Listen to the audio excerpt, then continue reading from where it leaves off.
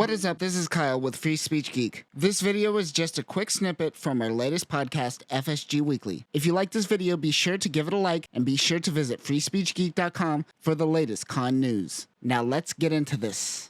What is up, everyone, on this Monday? I am Kyle. I'm with Free Speech Geek.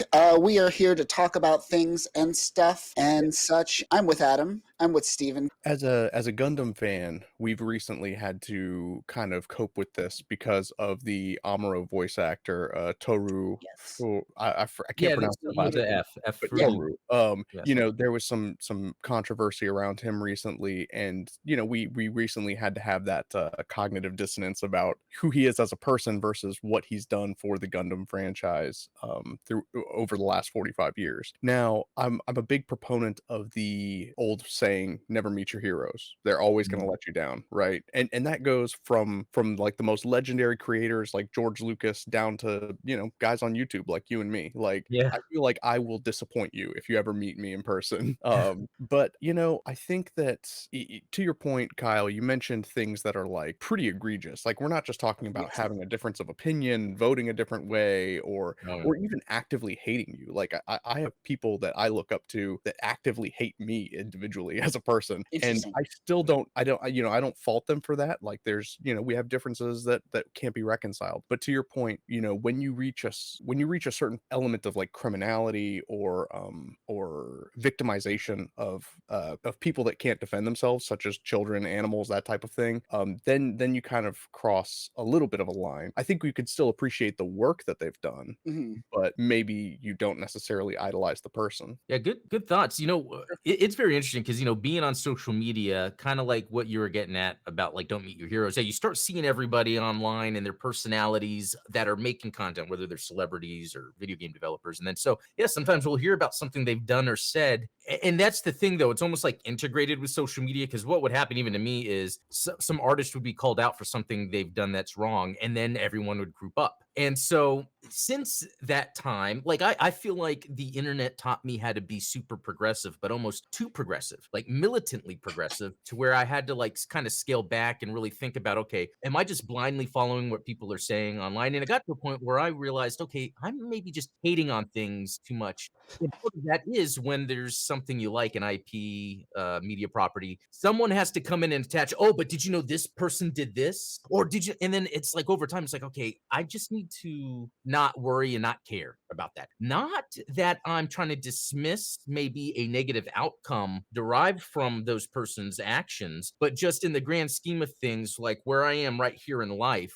And it's the same thing with politics. Like, I shouldn't be sitting here all day crying about abortion policies when I'm not being affected by that actually right now. But I think people go online and they bring these groups that come together and they're like, okay, we're going to hate on this person for this. When one, you should break away and not do that in the first place. But two, just break away from social media in general to not do that. Now, I've come across people where then they've said or done things where I'm like, oh, really? And I think I have even changed personally, where now I've gotten over that, where I think maybe 5 years ago, I would be like, oh, that person, I'm not going to and I think it's actually done better for me. And so I think I've just gotten to a point where it's like, I can enjoy the art despite the artist. And if it's possible the artist did something wrong, maybe enjoying the art and talking about the art sheds a light on the wrongdoings of the artist to teach other people that are influenced by said art to know what's good and bad. Does that make sense? Yeah, absolutely. And I think that comes with time and just age and wisdom. Yeah. You know, you learn to just not really care. You have your own things to deal with ultimately. And you learn that people that are wrapped up in certain things like this, especially kind of on the shallower end, aren't busy.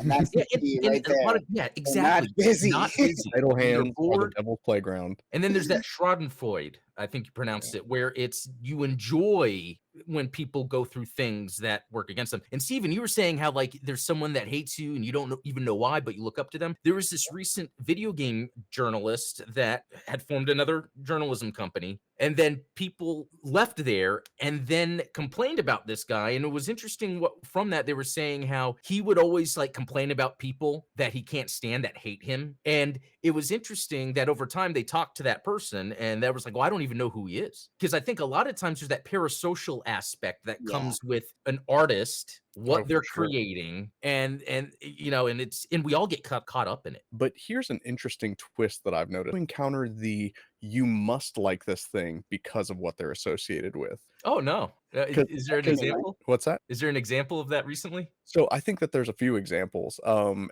I think you've touched on this recently when you were doing, your Blue Gamer Bluecast talking about video game news. So like video games like Stellar Blade and Wukong that have almost this like cult-like following and all this Yeah. popularity thrown behind them, not necessarily because of the content of the games, but because of the sort of ideological representation of what they are. And I'm not saying that they're bad games because I've never played either demo or anything like that, but you do notice that there's sort of a trend online where it's like you have to enjoy something in order to prove that you're on a certain side. My little brother is this way with like the Acolyte, you know? Oh, interesting. That's very interesting you're saying this because with Stellar Blade and with Wukong, more with Wukong, there's been this push of like, oh, the developers are feminist because they design things. So that's how it like starts, where Yeah. that's where we were just talking about, where it's like you're calling out an artist for something. Now, there's really no foundation in this, other than it was shown that an IGN article had the editor had issues with some things in the game. So what I think we're seeing, Stephen, and I wonder if you see this, or think of this, it's almost like it's the defense force. I think there's that overreaction to the DEI, where Yeah. people, and then there's that overreaction to the defense of it. And I think that's so it kind of is like that, where like Wukong and Stellar Blade are both games that like people are like defending, and it's because of the idea of things being taken away, like the certain outfits, or so that is interesting. And then it goes back to that tribal nature that you were talking about. Yeah. Sharing an experience in order to shine a light on an issue. It's like you think about the op-ed that Amber Heard wrote about Johnny Depp without naming Johnny Depp, but obviously like there was the heavy implications there. Or, and this is probably a more apt example, is did you guys ever watch that Netflix series Baby Reindeer? Mm-mm. I It's watched I've parts heard of of it. that though. Is Yeah, that the stalker one? yeah, the comedian writing about his experience, kind of doing comedy circuits and the stalker that he had. And of course, all of the names and everything were changed from, what they were in real life, but still that poor woman was kind of outed and this whole, media storm happened. Now she kind of technically outed herself by referencing it, but it's like he also cast himself as the main character in this dramatization of his story. And so I think that maybe was not the most graceful way to handle it, but he did try, I guess, to a certain extent, to hide the identity of the perpetrator involved. Yeah, I don't know. What are your thoughts on that? Like, it's such a fine line to balance. I'm trying to think of the movie. I just drew a blank, but the movie about Howard Hughes, the most famous movie in the world, Rosebud. You know what I'm talking about? Yeah. God damn, I'm drawing a blank. But essentially, the movie is about Howard Hughes. There's no mention of Howard Hughes. It's just a dude who owns a publishing company that grows big, But it's Howard Hughes. It's a Howard Hughes analog. You don't have to, and I think that's kind of missing in today's modern world. Is everything's based off of a true story, which is not really true. It's a lie and marketed to be this truth. Blah blah blah. Whereas you could take it's an allegory, right? That's like the definition of an allegory. You don't have. Thank you, Citizen Kane. Oh. Yeah. So you don't have to actually, you could put these truths that are out in society in the world without having to kind of make it about this one person. And that's kind of a problem with certain films. Like I love the Fincher. Was it the Fincher Steve Jobs one? Yeah, that's great. It's a lie. It's great, and that's Mm. a problem. I just want to finish this thought is Yeah. that if you make it about a certain person based off a true story like Steve Jobs, there's always going to be a caveat of the truth in there. Whereas if you make it about this one overabundant, created character, you could put multiple truths in there, put a little bit of truth from Oh, yeah. Howard Hughes, put a little bit of truth about society as a whole in there, and you could funnel it into this one character instead of like creating this true character that's really just your projection of that character. Yeah, I kind of see what you're saying. It's almost like Yeah. selfish. It's like you could be selfish about something, or you could be responsible in terms of something that happened to you. Hmm. Yeah. I mean, That's what's a great example of a film like that you mentioned that's kind of got a time limit on it, right? It's like it has an expiration date. It's like that movie Vice about Dick Cheney, which I think, expose a lot of issues both in politics and in the healthcare industry, but because it's tied to this identity of Dick Cheney, like people 100 years from now are never going to understand the message that's being that you're trying to convey through a movie like that, right?